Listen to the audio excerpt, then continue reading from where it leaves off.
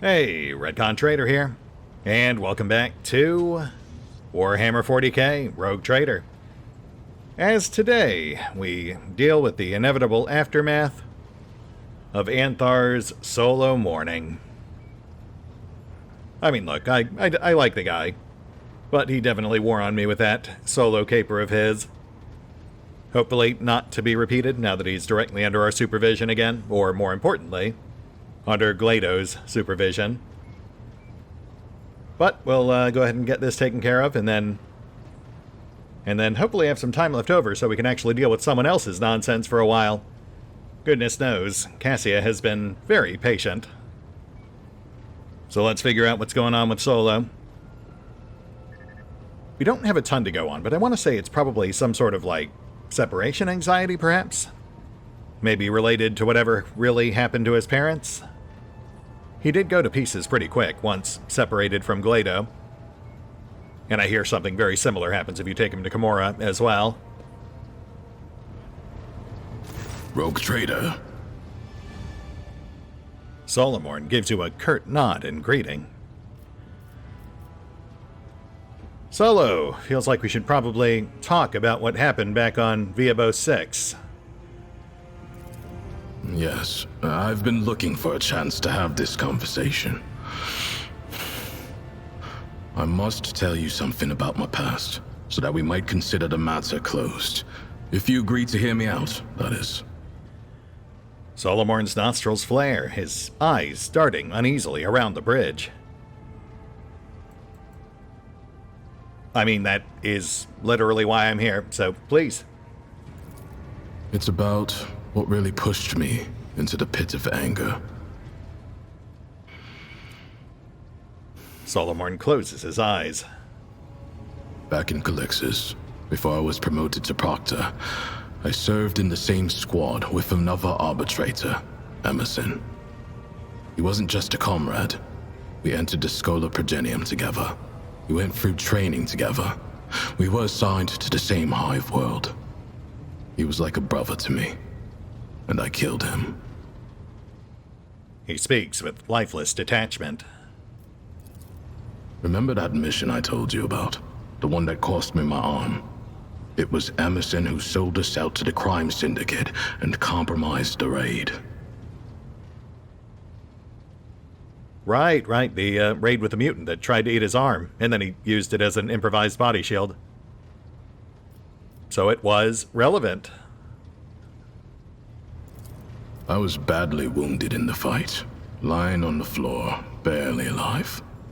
The rest of the squad had gone to scout the area, and Emerson stayed to guard me. He didn't notice that I was awake. He was talking over the Vox. He kept demanding bigger payment, and when he started giving our coordinates, I shot him in the back of the head.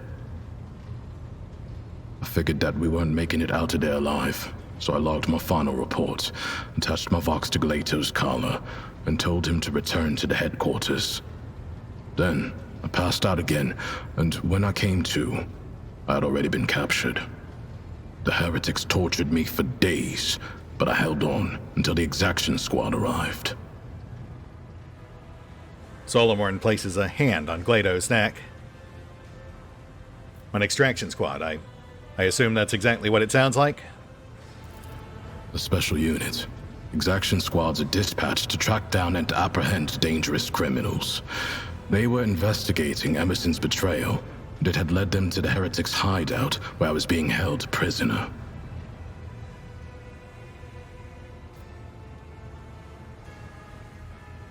Any idea why they took you alive? Oh, I imagine because you killed Emerson. Yeah, I guess that tracks. I was right by their contact's corpse. They had to know how I found them out and what else I knew about them. They tried to beat the answers out of me, tried long and hard. I kept my mouth shut because I knew that the second I started talking, they would dispose of me. Huh. I mean, I've got to assume that Val would be sympathetic because I imagine he went through something very similar with the Inquisition once upon a time.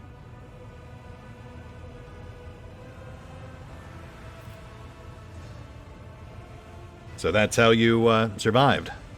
You just stalled and hoped for the best. I could throw pretty words at you about how I went through the Injunctor Call to know my mind, or prayed to the Emperor, but I did pray, and I was well trained to tolerate pain, but every arbitrator has their limit. When I was almost broken, what helped me through was hatred. Yeah, I get that. I kept recalling that bastard's face and smothered any base thoughts I had about welcoming death again and again. Hours of agony, hours in the whirlpool of pure rage. Solomorn's entire body tenses, and Glado immediately leans forward, looking for the unseen threat. But his master's iron hand tugs at his collar. For a moment, your breathing falters and your vision goes dark, as ghosts of unbearable pain overwhelm you. Solomorn's eyes glimmer with understanding, and he falls silent, giving you time to catch your breath. Right, so, then what happened? I was put under investigation, but was cleared of the charges and assigned to piety without Glato. The most corrupt hive world in the Drusis marches. 2 years among the vilest dregs of humanity. It was a test, and I passed. I got my promotion, got Glato back. But after Emerson's betrayal, I was never the same.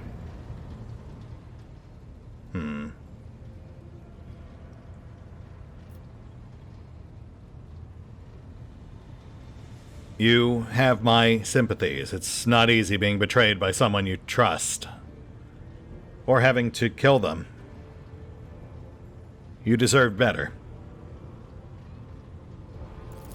Maybe you're right. Maybe. Solomorn fixes Glado's already perfectly straight collar. So how are you feeling now? A bit more stable, I hope? Firmly. It was your words that pulled me out of that darkness, and you have my gratitude. I've been reflecting on the spirit of his law and what the Emperor himself wants for us. If anyone had told me before that I would be thinking about things like that, I probably would have caved their face in. But the truth is, I no longer see heresy in such thoughts. No, it's the opposite. I feel like they bring me closer to the Emperor. Hey, there's some growth for you. It is important to be introspective. Understand why you do what you do. And how about Glado? Seems like you two are pretty well back in sync. You need not concern yourself with Glato. I recently finished checking all his protocols. His responses are instantaneous. I cannot pretend I haven't missed his companionship. Yeah, not concerned with Glado. Concerned with you, bud. And what about Marshal Strox? I'm sure you had some choice words after I intervened on your behalf. He did send a message, and the phrasing was unusually heartfelt. Solomon Anthar, you are hereby restored to your rank of Proctor. Never allow even a shadow of dishonor to fall on your uniform again. Solomon recites the quote with closed eyes and an even, respectful tone.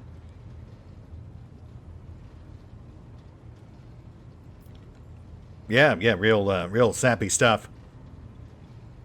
Who'd have ever imagined the Marshal would be such a softy? You can say that again. I'm still baffled myself. Whether or not Solomon is in any state of bafflement at all, his face remains impenetrable. Okay, well, I mean, I feel like that line was pretty clearly sarcastic, but fair enough. Though if he is right, if, it could be a sign that Marshal Strox knows that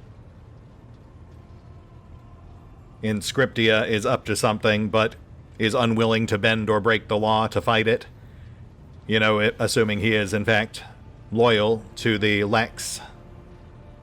Honestly, kind of hard to get a read on Strox, given that we've only really interacted with him the one time.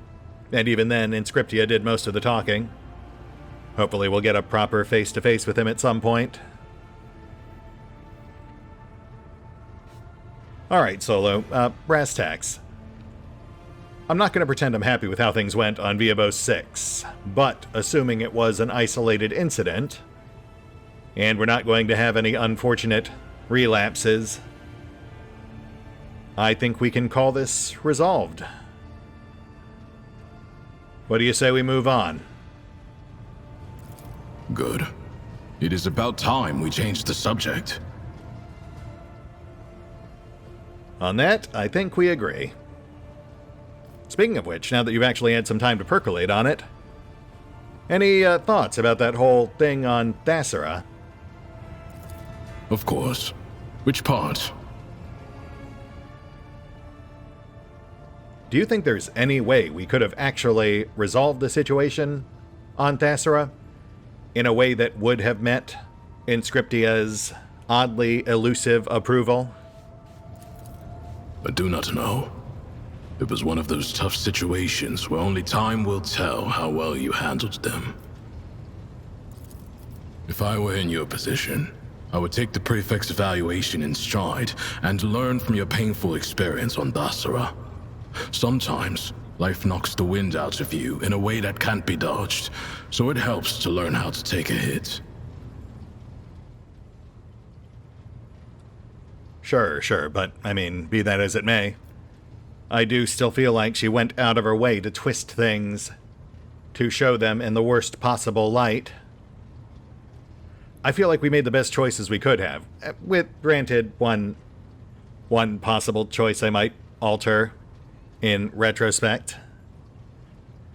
I feel like she's got some sort of ulterior motive.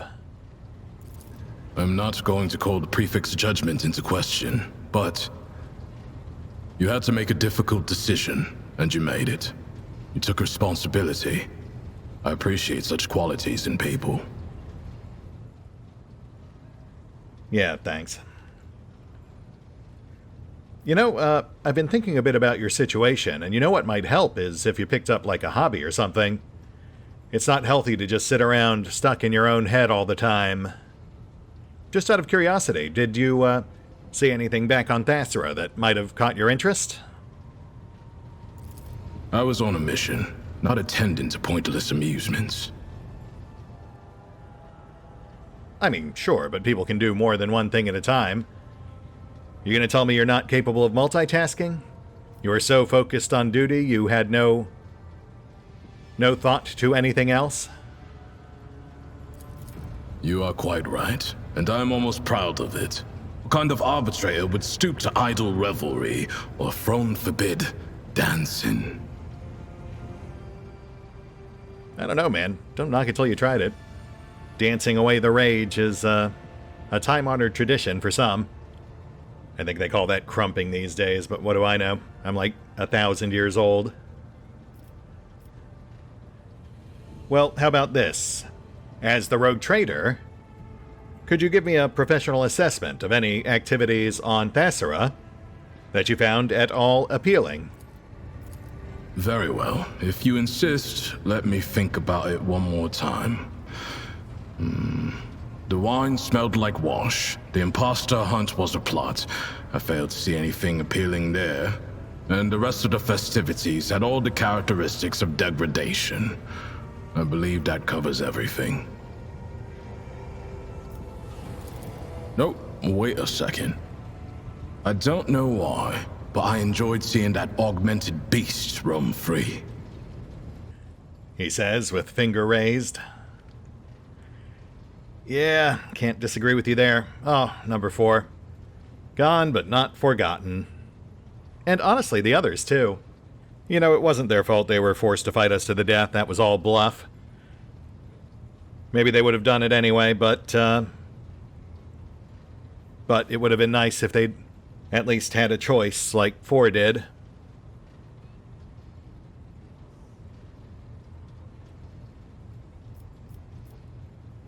You know, in hindsight, perhaps Vassar is not the best place to go looking for wholesome hobbies. But chin up, I'm sure we'll find something. I'm certainly no expert or point of reference on this subject. Perhaps you are simply hard to impress. You are a rogue trader, after all. That I am. And speaking of which, I should really probably get back to it. We could discuss something else? No, I think we're good. At ease, Solomorn, but perhaps not too much at ease. I'm sure I'll need you again soon enough. You know where to find me, rogue trader. Indeed. Cass? Alright, let's get back out there. In theory, that should now put Solomorn's Act 4 quest into the queue. But I am hoping we can do at least one or two other things before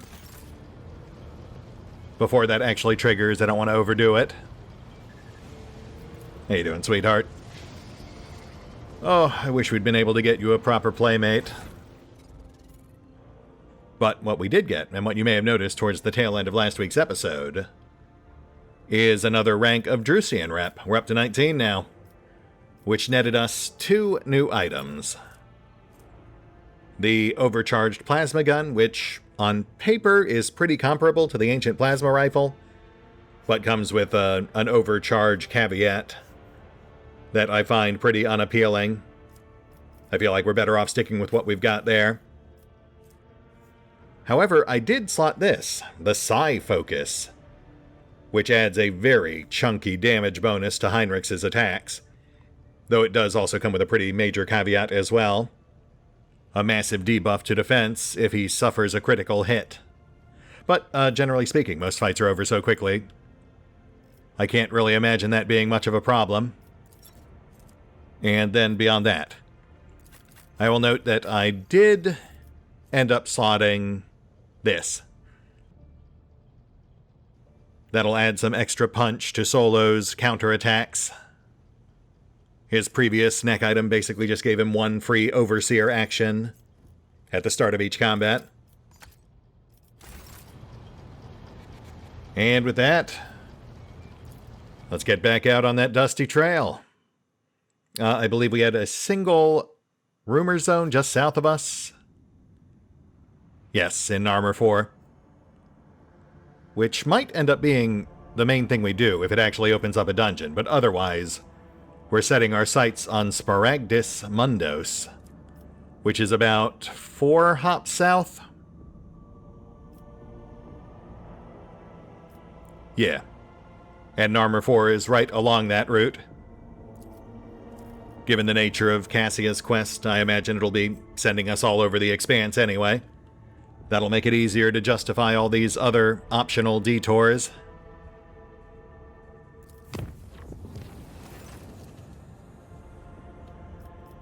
Yet another Chief Mutant Hunter throwing himself in expensive equipment. We should probably stop hiring those guys. And let's see what we've got going on over here. Something horrible, I imagine.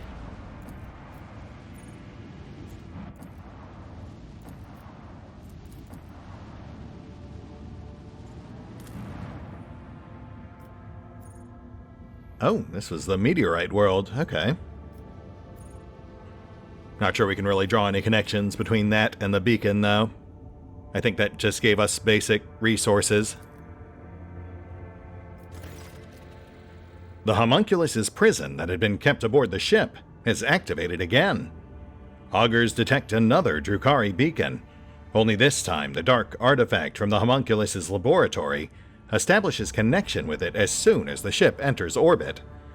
The prism shows the next set of coordinates, but the beacon on the planet's surface continues emitting its sinister signal. Ah, so just another remote scouting event. This time around, the scene that the scouts face is no less loathsome than the last. Hundreds of those who are undoubtedly at some point humans are lined up in a chain of bizarre geometric shapes, their bodies fused with each other at the hands and the feet, swing steadily, unable to fall. Tortured wails break through sewn lips, and burned-out eye sockets gape outward from mutilated faces. Gross? Well, last time we took one of these beacons, it killed all of the unfortunate thralls, so that really feels like the best course of action here, I think. These poor souls are in no shape to be rescued.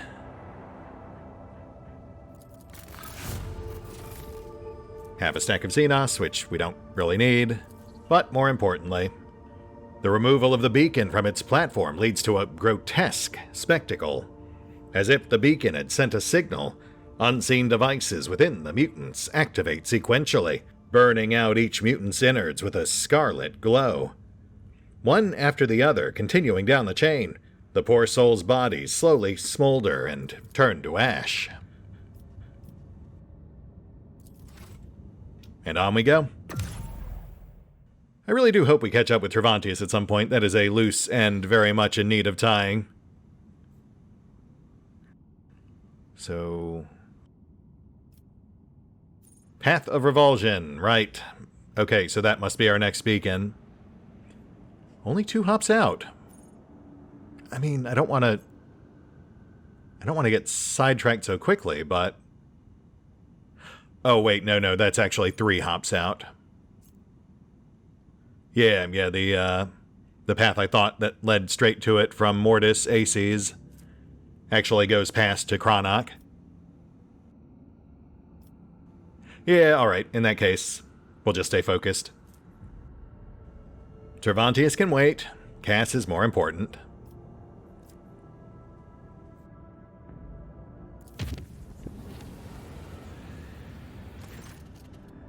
Your Lordship, I am pleased to inform you that the Heartless is fully repaired. Its hull has been considerably reinforced, and after a complete cycle of tech litanies, the fighter craft in its hangar now eagerly await the chance to show their worth in battle. Nice. I mean, we already saw it in action once, but it didn't have fighters then, so... Sounds like we can expect a few upgrades on our next space fight. And demons. One sec, let me take care of this.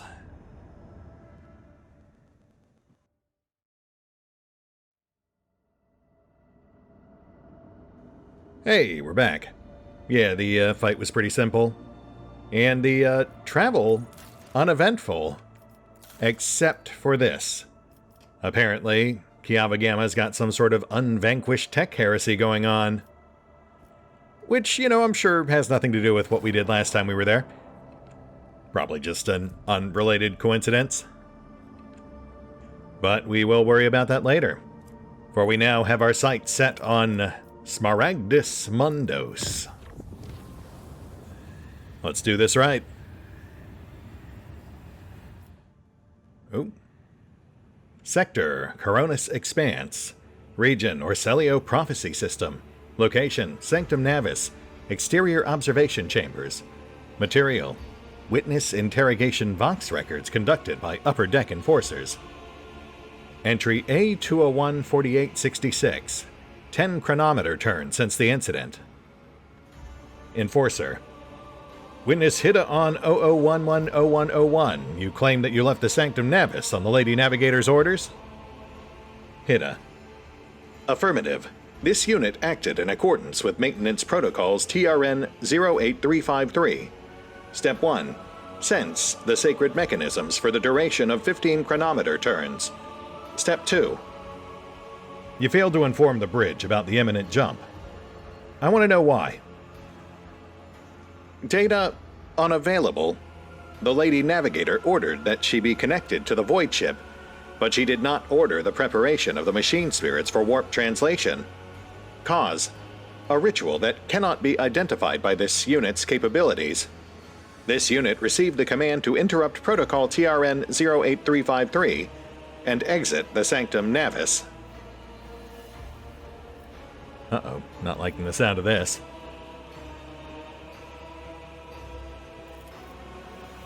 Entry 1001-8723.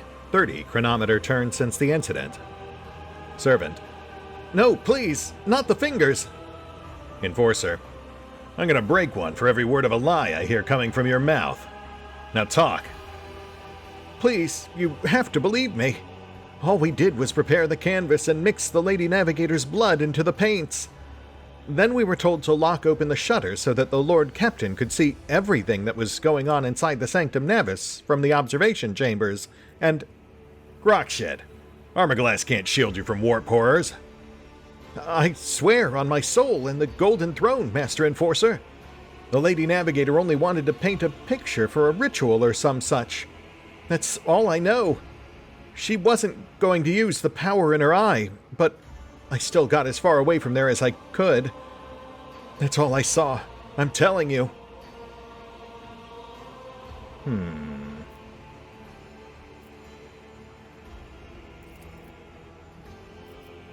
Entry H9050080. 50 chronometer turn since the incident. Senior Enforcer. We performed an emergency warp jump, barely activated the Geller field in time, and are now being dragged to throne knows where by an unknown force. The Lady Navigator and the Lord Captain are still unaccounted for.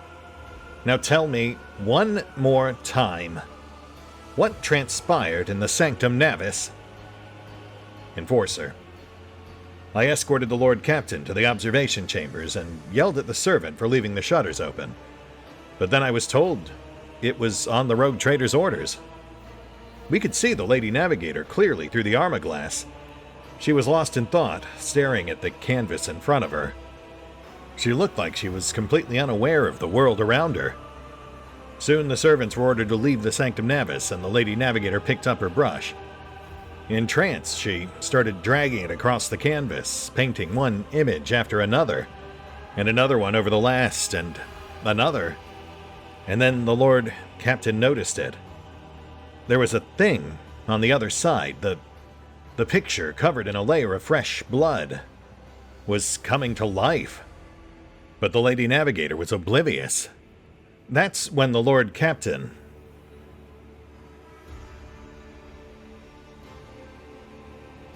called out to Lady Cassia.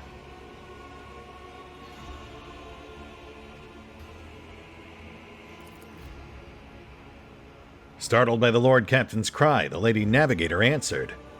That's when I realized it.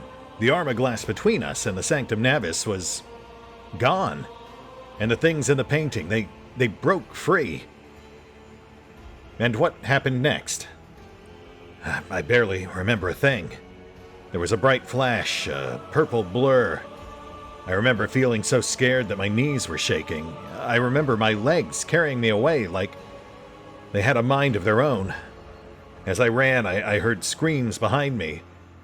The Lord Captain and Lady Cassia, oh, God, Emperor, the creatures, they pulled them both inside the painting. Sir? Mistress Foxmaster, I have a report that needs to be delivered to the senior officers. The Lord Captain and the Lady Navigator were lost during the emergency warp jump. Their whereabouts are still unknown. I am sending you the interrogation reports. End of recording. Sector, no data. Region, no data. Location, no data. Material, relation of the Lord Captain's personal account. Recorded by no data.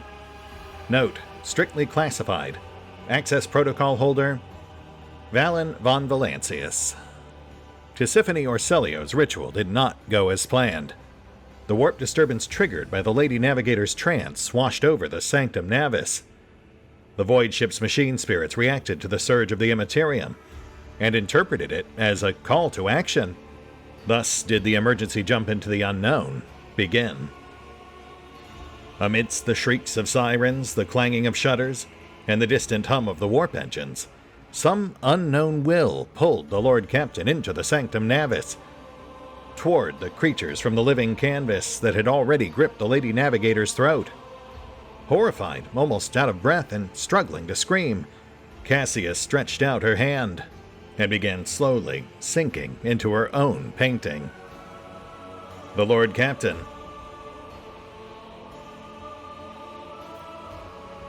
snatched a dagger from the floor, the one used to harvest ingredients for said painting, and started hacking at the hands, reaching from inside. The ritual dagger of House Orselio cleaved the billowing shadows, and yet the painted hand reformed itself the moment after the blade passed through. Cassia went limp in the clutches of her horrific creation, and was immediately pulled to the other side of the painting. A moment later, Valen, still clutching the dagger, was likewise plunged into the depths of the world the Lady Navigator had created. Valen awoke, finding himself in the middle of a gigantic, boundless, billowing nothingness. His body felt weightless, floating in a void strewn with hundreds of the Lady Navigator's colors. Some of them bright, warm, and alluring, others morose, cold, and heavy. The Lord Captain reached for the brighter colors. Valen plunged into a river of bright hues, and flashes of rosy sunset and lilac carried him down the dazzling stream. Before long, the Lord Captain was standing in an idyllic garden, permeated with the fragrance of flowers and the singing of birds. Servants in purple livery darted back and forth, attending to a withered old woman in a navigator's mask. Sitting on her lap and smiling coyly to everyone was a little girl with ruby eyes and white hair. "Be a good little girl, my child, until the day we meet again." With trembling hands, the woman handed the girl to a navigator in laboratory attire. "I am out of time. Prepare the child for the Atlas transfer, and destroy all records and mentions of the world of Ear TV. None must learn of that which took place here. And remember, her body must grow strong for it to accept my power. And once I have returned, loyalty will be rewarded." The memory dissipated, and a gust of silvery wind hurled the Lord Captain back into the ocean of nothingness. But this time, the nothingness felt dismal. Instead of bright hues, all it contained was shadows of invisible monsters swimming by, shrouded by a nebulous veil of unfathomableness.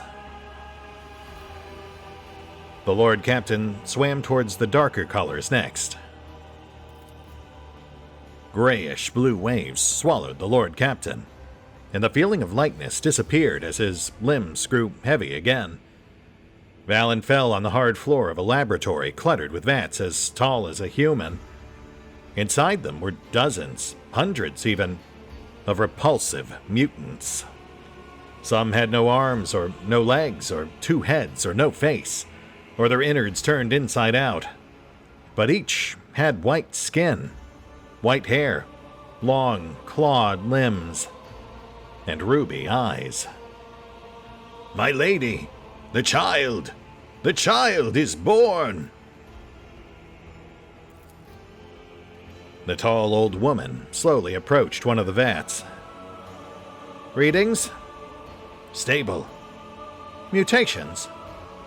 None were detected at any of the stages. Genes? Identical, my lady. Chances of survival? 100 times higher than any of the previous experiments. How long will it take to grow this child? I fear accelerating the process may cause the body to fail. The only one after years of silence. I understand the situation. Natural growth. I do not have that much time. We will have to go with the backup plan." "Yes, Novator. It will be done." The memory dissipated, and a gust of silvery wind hurled the Lord Captain back into that ocean of nothingness. This time, the Lord Captain closed his eyes and remained adrift in the weightlessness.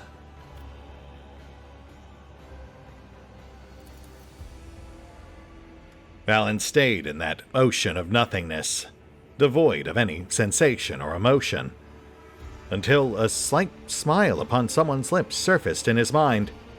The warmth of her skin, the silk of her snow-white hair. Cassia! She was there, somewhere amidst that seething nothingness. All alone. Someone's scream broke the delicate equilibrium of the Lord Captain's motionless body, and the weightlessness released him. He plummeted into the maroon abyss of roiling illusions, but was now in full control of his body again. Then Valen descended into the abyss, toward the screams. The Lord Captain crashed from an immeasurable height to the bottom of a roiling abyss. In the next moment, Valen saw two figures amidst the billowing maroon mist. One of the figures, unnaturally gaunt and tall, was clutching the other, smaller one in its claws, screaming furiously. The Lord Captain peered into the strange maroon mist. In the swirling mist all around him, Valen could make out human faces, stricken with torment. And not just human faces. There were Xenos, Eldari, their features fused together with those of humans, which made the Crimson Spectres look all the more abominable. Their gazes and their rage were directed at the two unmoving figures, facing each other. The Lord Captain drew closer to look at the figures. One step was all it took for some unknown force to notice the Lord Captain, seize him, and drag him through the painting's twisted space. Now the Lord Captain could clearly see the dark shade of the long-dead navigator leaning over Cassia. Clutching her neck in its clawed fingers, the shade screamed, "You were given life because of me! You survived because of me! And here you are now because I have willed it so! Bow before me! Tell me what I wish to hear and your suffering will end! Go on, child! I have waited for so long! Submit to me!" Cassia looked exhausted, her body covered in hundreds of thin cuts, her lips lacerated claw marks on her cheeks. Yet there was steadfast resolve in her eyes. "I know who you are, Tisiphone Orselio. I know what you crave. I saw it in the visions that you sent me again and again.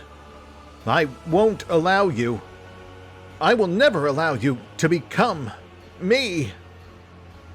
Cassia's fatigued voice quivered, but she was not about to yield in this battle. The Lord Captain's voice joined her own, urging the Lady Navigator to fight the monster to the bitter end.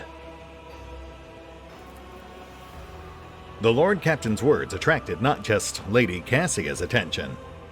Tisiphone Orselio, finally noticing the presence of a living creature in that bizarre world, turned to face the interloper and lunged forward, seething with rage. When the entity's claws were millimeters from the rogue trader's throat, Cassia opened her navigator's eye, and a wave of unbridled warp energy obliterated Tisiphone's specter before she realized what was happening. The Lady Navigator graced the Lord Captain with a tired smile. The abortive ritual had turned out to be a trap set for Lady Cassia by the previous Novator of her house, but the rogue trader had ensured that her plan fell to ruin. And now it was time to desert that accursed place.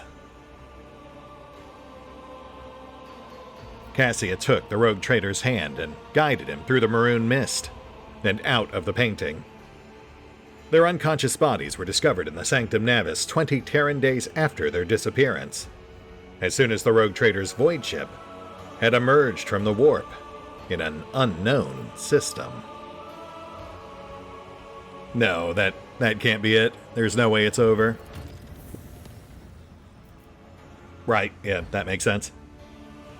Cass did mention there was an actual factual palace, which I'm going to guess is occupied by the clan supposedly wiped out by Tisiphone, the ones who were secretly her her assistance in these experiments. Huh, no connecting sectors, so how do we get out here? I mean, I guess I could just make a path, but I guess we'll worry about that later. Let's see what we got.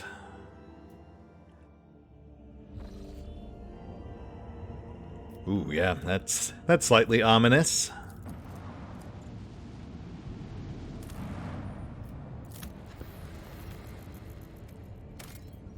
Burning World. I'm sorry, Solomon, what was that? I could stare at burning worlds forever. I love fire. It knows no half measures, and leaves not a speck of dirt behind. The perfect judge. Uh-huh. Before you is a burning world, an inhospitable place at the mercy of a perpetual inferno, due to its suffocating atmosphere and close proximity to the system's star.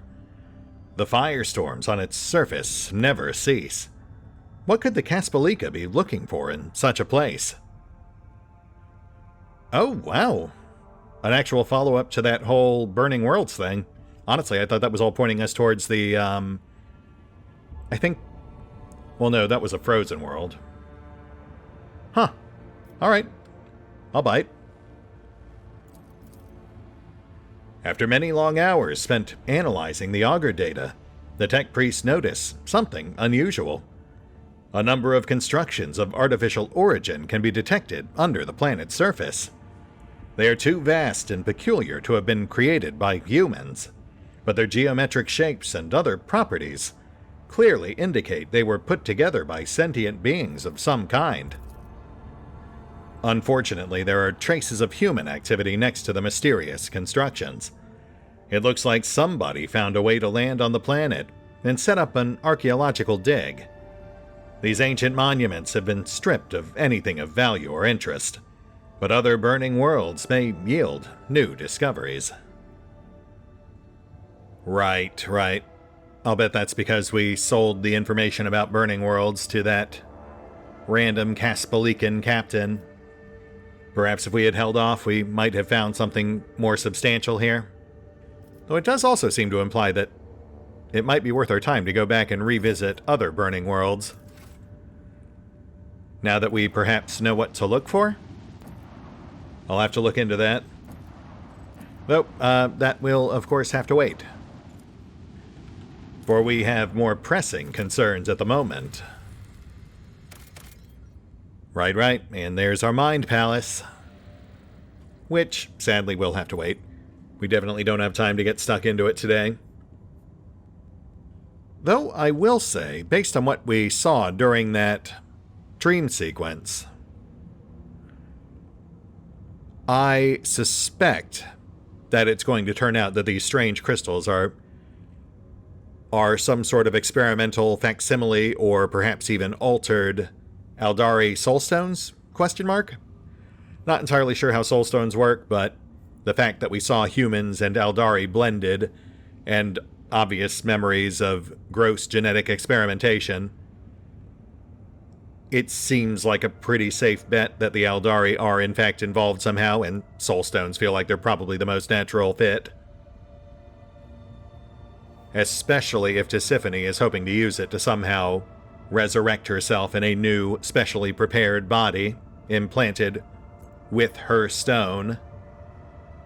Though, that said, given the nature of the experimentation, I also wouldn't necessarily rule out Dark Eldar, the Drukhari. Yet another potential tie to our old friend Tervantius. Which, again, would kind of make sense given his own experimentations in trying to find ways to weaponize the warp against his enemies. But I suppose we'll find out soon enough. See you then.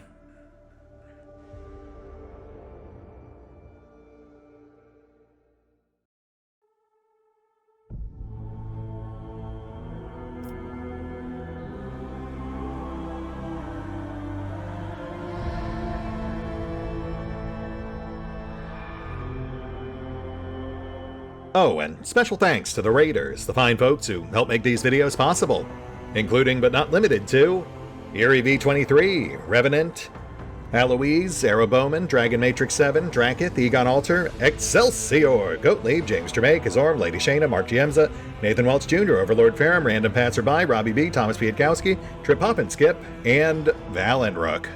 Thanks for your support, guys. That said, if you'd also like to help support the channel, then feel free to push the buttons that do the things. Trust me, it does make a difference. Or you can even check out the PayPal, the Patreon, the Nexus GG, or the YouTube memberships. Links are in the description. Good. It is about time we changed the subject.